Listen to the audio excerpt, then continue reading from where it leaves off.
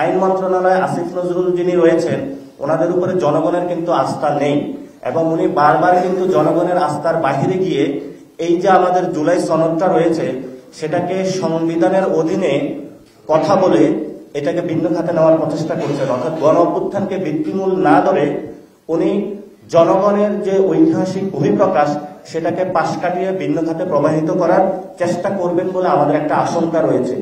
সেই জন্য ডক্টর ইউনূসের অধীনে যে কনসেনসাস কমিশন রয়েছে বা জাতীয় ঐক্যমত কমিশন, এই কমিশনেই বিলটা অথবা আদেশটা জনগণের সামনে ড্রাফট আকারে হাজির করতে হবে। ড্রাফট আকারে যখন হাজির করবে তখনই আমরা এটা দেখে এনসিপি স্বাক্ষরের উদ্যোগ নেবে।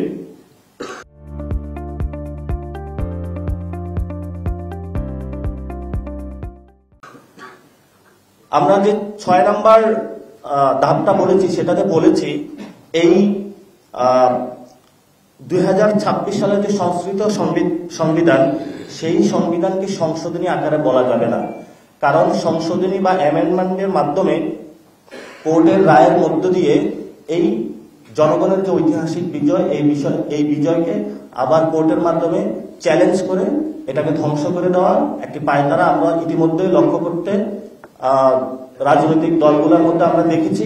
ভবিষ্যতে এই ধরনের কোনো প্রসেস আমরা বাংলাদেশে জনগণের বিপক্ষে গিয়ে কোনো রাজনৈতিক দলের কাছে আহ্বান থাকবে আপনাদেরকে এই ধরনের কর্মকাণ্ড থেকে আপনাদেরকে জনগণের পক্ষে দাঁড়ানোর জন্য আপনাদের কাছে আহ্বান থাকবে।